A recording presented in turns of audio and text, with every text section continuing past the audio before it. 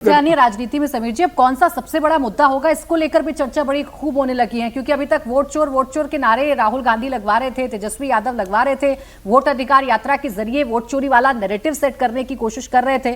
लेकिन कांग्रेस के मंच से प्रधानमंत्री नरेंद्र मोदी की माताजी को जो भद्दी भद्दी गालियां दी गई, उसने जबरदस्त बवाल मचा दिया। बिहार से लेकर बंगाल तक इसका इंपैक्ट दिखा, दिल्ली से महाराष्ट्र तक इसके रिएक्शन सामने आने लगे। लेकिन एक बात जिसे हर किसी ने नोटिस किया वो है राहुल गांधी की चुप्पी। राहुल गांधी गालीकांड के बाद से कई सभाएं कर चुके हैं, सोशल मीडिया पर कई पोस्ट कर चुके हैं, लेकिन इस मुद्दे पर राहुल ने कोई रिएक्शन नहीं दिया। जब हर कोई राहुल गांधी से माफी की उम्मीद कर रहा था, उस समय राहुल गांधी ने एक सोशल मीडिया पोस्ट में लिखा कि बेगुनाह इल्जाम लगाने पर चुप नहीं बैठता और चोर पकड़े जाने पर खामोश हो जाता है। राहुल गांधी ने लाइन इस संदर्भ में लिखी, ये तो नहीं बताया, लेकिन इस लाइन को गालीकांड के बाद राहुल की चुप्पी से जोड़कर देखा जाने लगा, क्योंकि राहुल गांधी अब चुप हैं। वो जरूर कल जिस तरीके का प्रदर्शन हुआ था उस पर बोल रहे हैं, सत्यमेव जयते कह रहे हैं, लेकिन गाली कांड पर एक खामोशी नजर आती है। और हर्षवर्धन जी, जो हम जिक्र कर रहे हैं वो आपके ट्वीट से, आपके पोस्ट से ही हम लोगों को समझ में आया कि कहीं ये खामोशी वही वाली खामोशी तो नहीं जो राहुल गांधी प्रधानमंत्री पर चिपकाने की कोशिश कर रहे हैं कि जो कल्प्रिट होता है वो चुप हो जाता है। नहीं, देखिए, राहुल गांधी ने ये हमला नरेंद्र मोदी के ऊपर किया था वोट चोरी को लेकर, लेकिन मैं फिर कह रहा हूं, आप उसको ध्यान से देखिए। मीडिया ने जितना वोट चोरी के, वोट अधिकार यात्रा के इस पूरे माहौल को जितना आगे बढ़कर दिखाया है, पीएम को नहीं दिखाया है। राहुल गांधी की इस अधिकार यात्रा, इस वोट चोरी के अभियान को दिखाया है। बाकायदा दो बार लाइव सभी टीवी चैनलों ने देश के, जब ये कहते हैं कि मीडिया तो पूरी तरह से बस सरकार के लिहाज से काम करता है, उसको चलाया। यहां तक कि कई बार तो नीरस सा हो गया तब भी चला, लेकिन वो जो जिसको है ना बज़ था वो खत्म हो गया है। वोट चोरी सुनते ही लोगों को चिढ़ आती है कि कैसा आदमी ये लगातार झूठ बोलता रहता है, सिर्फ अफवाह फैलाता है। सारे लोग निकल कर सामने आ गए, तो एक तरह से कहें कि जो गुब्बारा था वो पूरी तरह से पिचक गया।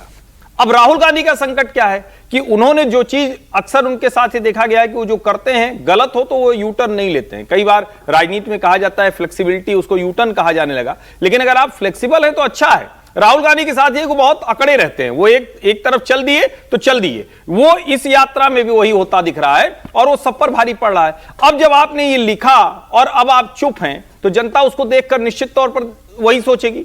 और बिहार के लोगों को तो ये लग रहा है ना कि भाई ये आदमी आकर देश भर में तो ऐसे कहता रहा, यहां आकर ये कह रहे हैं कि अरे बिहार में वोट चोर, किसका चोर हो गया। अब अगर सचमुच इतने वोट चोरी हुए होते तो क्या वो बिहार में सड़कों पर धरना प्रदर्शन के तौर पर, आंदोलन के तौर पर न दिखता। और बिहार तो वैसे ही बड़ी आंदोलन वाली भूमि है, बड़ी जागरूक भूमि है, वहां अगर नजर नहीं आ रहा है, इसका मतलब ये पॉलिटिकल कैंपेन भर रह गया है। राहुल गांधी अपने उठाए मुद्दे पर बुरी तरह से फंस गए, सिर्फ फेस सेविंग की कोशिश हो रही है। यानी जो एक नया मुद्दा राजनीति में आया बिहार की विनोद अग्निहोत्री जी, और उस पर खूब इमोशनल कार्ड खेलने की कोशिश की गई, या उसमें खूब सेंटिमेंट्स जोड़ने की कोशिश की। प्रधानमंत्री की स्वर्गीय माताजी को गाली देने का मामला, बीजेपी खूब एग्रेसिवली इस पर वर्क कर रही है, खूब उसके नेता इस पर बयान कर रहे हैं, प्रदर्शन किए जा रहे हैं।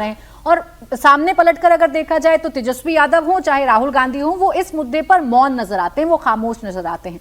सेंटिमेंट किधर आपको जाता हुआ नजर आता है? इमोशनल कौन सा मुद्दा ज्यादा बिहार को हिट करेगा, या यूं कहूं कि इस मुद्दे ने क्या ओवरशैडो कर लिया है वोट अधिकार यात्रा वाले मुद्दे को? देखिए, सेंटिमेंट का अंदाजा खाली यहां बैठ के लगाना संभव नहीं है। 2019 चुनाव हिमाचल में भाजपा के प्रदेश अध्यक्ष ने राहुल गांधी को यही गाली दी थी, तो क्या बीजेपी हार गई थी चुनाव? वहां 4 सीटें जो है हिमाचल की बीजेपी जीती थी। तो और उस वक्त न किसी ने माफी मांगी, न किसी ने कोई प्रतिक्रिया दी। वो तो प्रदेश अध्यक्ष थे भाजपा के, सत्ती साहब। ये महाशय जिन्होंने गाली दी है, ये तो इनका तो कोई मतलब किस पार्टी में है अभी तक यही स्पष्ट नहीं हो पाया है। मतलब और गिरफ्तार हो गए हैं, अच्छी बात है। हाँ, ये जरूर है, कांग्रेस के नेताओं को ये कहना चाहिए था कि प्रधानमंत्री जी को जिसने भी गाली दी है गलत है, निंदनीय है, और उनके खिलाफ कार्रवाई की जानी चाहिए, उस व्यक्ति के खिलाफ ये बोलना चाहिए था। राहुल गांधी को ही बोलना चाहिए, खड़गे जी को ही बोलना चाहिए। जैसे कि उस समय बीजेपी का हाईकमान चुप था जब सत्ती ने दी थी गाली, आज कांग्रेस चुप है, जबकि कांग्रेस से कोई लेना देना नहीं है प्रकट रूप से। वो व्यक्ति तो कोई पदाधिकारी है नहीं, वो तो प्रदेश अध्यक्ष थे भाजपा के। तो सवाल ये है कि कौन सा मुद्दा, रही बात एसआईआर का मुद्दा या जो मुद्दा है, ठीक है, हमको यहाँ बैठ के लग रहा होगा कि हवा निकल गई, लेकिन इतनी भीड़ जो आ रही है तो हवा कर निकलने के बाद भीड़ तो नहीं आती। उनकी हर वीडियो में आप देखो लोग आ रहे हैं, तो कुछ ना कुछ अब मुद्दा, इसका इलेक्टोरल फायदा कितना होगा, चुनाव में कितना फायदा होगा, ये तो, क्योंकि चुनाव खाली एक मुद्दे पर नहीं होता है, चुनाव बहुत सारे मुद्दे क्लब होते हैं और वो हवा बनाते हैं।